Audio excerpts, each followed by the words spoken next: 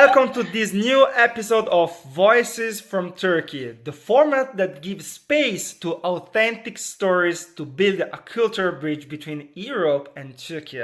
Today with me, a wonderful host, Sultana, that she's a follower and also a super critical follower. Thank you, Sultana, to be here today. Thank you for inviting me. Sultana, she's also an artist, and if also you wanna, Sultana, I can share the page of your works. In this way, even people can discover your arts.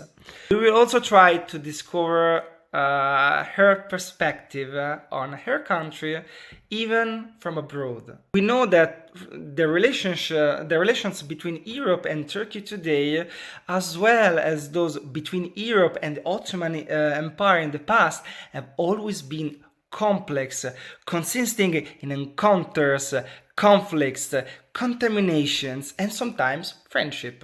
20 years ago, Turkey was close to joining the European Union. Even today, a part of Turkey, Thrace, is in the European continent, which creates this amazing paradox. I want to ask you a question that I'm pretty sure a lot of Europeans made you in the past and even now. And do you feel European, Turkish, or both? And in that case, what does this double identity mean to you? Okay, well, I believe people like to classify things, even people like to classify people. Yes. Like, for me, I don't feel like either European or Middle Easterner. I just feel like I'm Turkish. Okay. And I also can define myself as a Euro-Asian because Turkey, the country, is literally connecting from Europe to Asia. Geographically, I'm talking. Yes. So we are not in the middle of the Eastern world, and we are not European either, pure European as Italians or others. So if you ask me how I describe myself, I would say Euro-Asian would fit the best for me, and because of the main reason, because I didn't grow up with the Middle Easterner values as well. I also believe the countries like Turkey, Georgia, Armenia, it's hard to put one word to describe the whole history.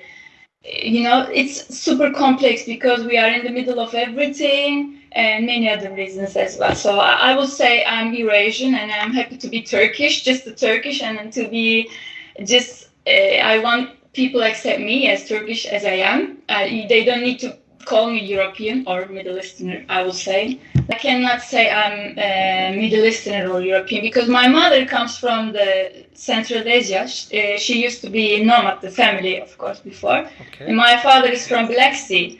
So you think it's okay if I consider myself as a European? No, because I didn't grow up with the Middle Easterner values as well. So the case of Turkey is quite unique than the other countries, I believe that. So you think that you are like a kind of a balance between these kind of different souls? Yeah. I believe that we will finish the first quarter of the 21st century. Mm-hmm. So for me to talk about where we come from, like black, white, Asian, European, it doesn't make sense for me. You know, for me, the only thing I believe is important what kind of values we have, like education, art, whatever you call it, and how do these values can contribute to the world. So it's also the purpose of the podcast in general with the reels and the stories that I'm trying to show that a lot of Europeans, they are not ignorant. There is a part of them like, yes, of course, but the majority, they just have a bad perception for many reasons that I'm explaining. Very, very common prejudice that, for example, in Turkey, women live under an oppressive Islamic traditional regime. Yeah. We imagine you like a caliphate. Like, is it that's the truth for you or not? To be honest, Yes. to be a woman is difficult in this world. Anywhere in the world is difficult. Yes, I agree. It's some part of the world even worse, like Afghanistan and many others. But yeah, it doesn't matter where you are. Being a woman is difficult to be in the world.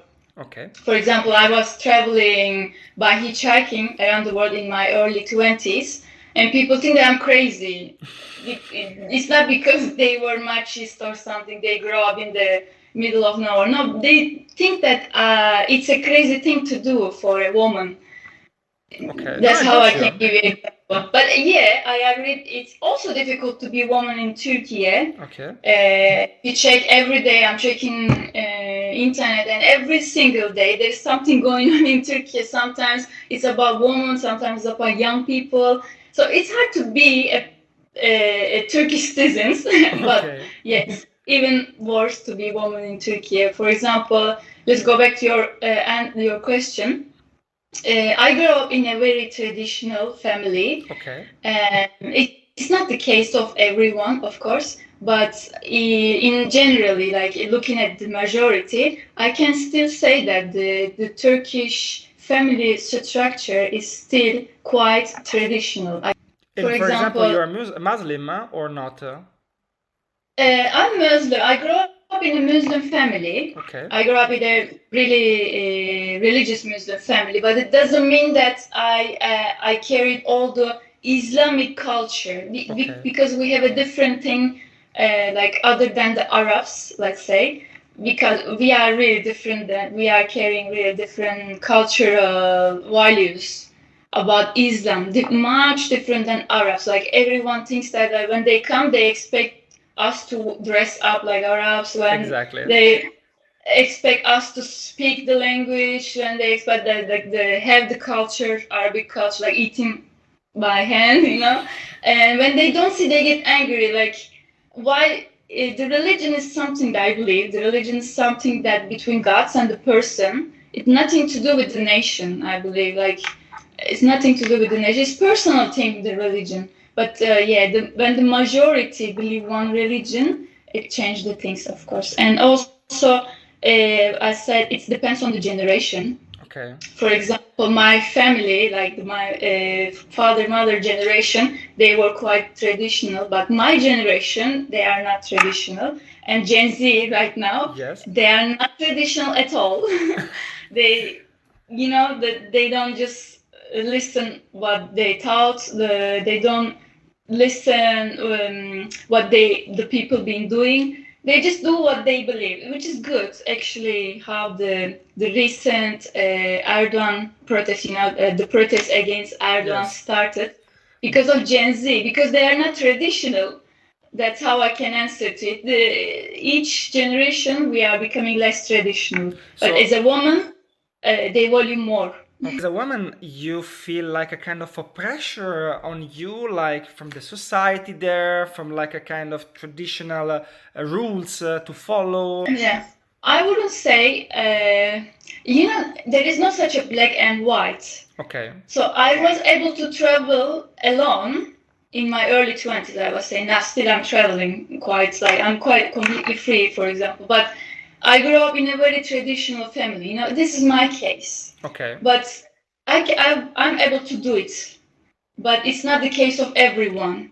But in the majority, people are still traditional. I don't feel like I'm in the pressure of something, because right now in Turkey, I can still dress up however I want. Okay. There are not many Muslim majority countries that you can dress up however you want. No. Turkey is also, right? Turkey is also, it's kind of unique about that. Yes. I can say. And that's why.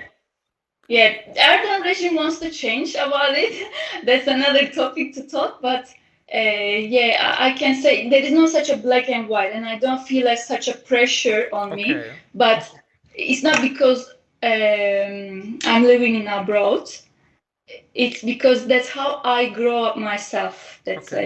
I would say. And that's why I'm asking you, even for your perception, personal, for your friends, your meetings also in Turkey or in the different cities also the country, because as you said before, there is a big difference between the part from Istanbul, Izmir, area, even Antalya is different, and from the rest.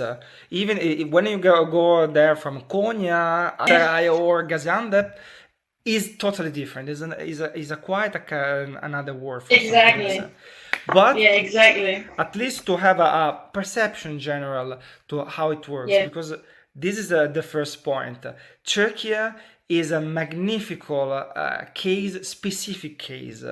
For example, there was a famous writer in the past, Italian, De Amicis, in his book Constantinople. He said, if you are a Western there, you can live even 1 year there, and you will never feel that you are in a Muslim country. Yes, you can feel the muezzin, you can feel you can see the mosques, but in the streets, you will never feel exactly in another country, and that's why. But for example, another perception that Turks are Arabs and speak Arabic. First of all, I'm living in Argentina right now, and it's an interesting question to ask a Turkish person who lives in Argentina, because in this country particularly, there's a specific case for the Turks regarding the Turks, Los Turcos, because the 19th century, Yes. The people from Syria, Lebanon, Palestine, and Armenia came with an Ottoman passport to Argentina. Okay.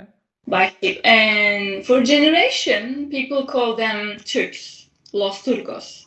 And I came here when I introduced myself. Hey, I'm from Turkey. I'm from Türkiye. People ask me, they start calling me Habibi. They start talking Arabic. And it's not the only case for here. It's happened many times everywhere in the world. But now I get used. But at the beginning, I was kind of angry because why they call me something that I'm not. It's not a good thing actually. Yeah. For example, most of the time I say, "Soy de Turquía." I'm from Turkey, and they say, I know. I have a friend from Turkey, and when I ask further question, I figured out that friend is from Lebanon, Syria. Because that people also came from Arabic countries, and they are speaking the language. They dress up like their tradition. So that's here the misunderstanding, the confusion comes from. For the case of Latin America, I can say the same in Europe. When I travel there, they just ask me the same questions, and I start explaining. It's because more than a misunderstanding, I think it's more like lack of education. I can say it's not because I want to be mean. But I can say it's a bit lack of education. You don't need to speak about for all the Turkish people, but just for you, Sultana, with your iconic name. It is, no? Yes, it's very Ottoman name. Yeah. I'm quite Ottoman. You can understand now Ottoman if you heard it or read it, for example, or it's totally something different. I cannot really understand because, first of all, Ottoman written by Persian, which is Arabic alphabet, let's call it. But the language they were speaking in daily life everywhere is Turkish, Ottoman Turkish, exactly. But the way they write, they use the old word that nobody uses right now. All ancient Greek is the same case. They are Greek right now, but they don't use the same words that they are using right now. It's the same case for Ottoman. But our problems come from the alphabet, I think. And also, I know thanks to Atatürk that we have an alphabet revolution that now we are using Latin alphabet. And it's helped to write and read the language because, you cannot just write that the way I speak in any language. For example, I cannot write English in Turkish alphabet because it doesn't match the sound, the word, the way. Same like my name Sultan. You cannot write in Japanese because there is no such a L sound. So you need to spell it like Surutan. Okay. Do you understand? So in Ottoman language. So in Ottoman language, they were using Arabic alphabet, like it's close to more Persian alphabet. But when the way they speak, it wasn't the same way they write. So there were many misunderstandings. There were many problems to be able to read. So that was the best thing that they can do for the Turkish language, the writing, because that is the best way to write. Turkish language is Latin alphabet. That was the best. Now you can just read without misunderstanding. You just understand however people want to say. For example, if you, as for example, now there are a lot of different series about the Ottoman Empire. If I'm not wrong, in the Turkish language, in the original language, sometimes they use the Ottoman in some part, like to use poems about Ottoman Empire. If you heard it, for example, a poem in Turkish Ottoman, you can understand it something, or it's something like very old for you. Yeah, the thing is, like, Ottoman Empire is an empire that's been exist for 100 years. You know, there are terms like Lale Devri, Yükseliş Devri. There are many terms that goes up, goes down. So it's 100 years we are talking, and the language changes as well. So if you ask me if I can understand the Ottoman language before the Turkish Republic, I would say yes. Okay. Which is the 20th centuries, I would say. Yes, but if you ask me, the Ottoman Empire, that the language that they use in 18th and 17th centuries, I would say no, because it was more complex and they were using different words that we don't use right now in the modern Turkish. But it's not the language. I can still understand. The grammar is the same, but the words that they are using is kind of different. But it's not like completely different language. About the Orientalism, as Europeans, it's part of our literature with rich dreams of everything. And still now that these books, they are parts, this is an example, but other, Flaubert, for example, they are part of our literature, not just from the French one. They make an influence to us, to our perception of Turkey. And we think now still sometimes that, or there's something just far from here. We have nothing to attach with them. Or it's something like, yes, amazing, incredible, with dreams of Oriental dreams. But you feel this kind of perception still, and how for you it's a big limit for us Europeans to really approach to your Turkish culture and to understand you? I understand, like, where the misunderstanding comes from. Let's say I believe that it's for me it's primarily the Western-centered global education system and Orientalism. Of course, what is the Orientalism? You know, it's emerged in the 20th century. And when the Westerner described the Eastern world as strange, like, you know, the backwards or exotic, unfairly looking down on, you know, Eastern people. So I think I found this unfair because, as I said, geographically, we are not in the middle of the East.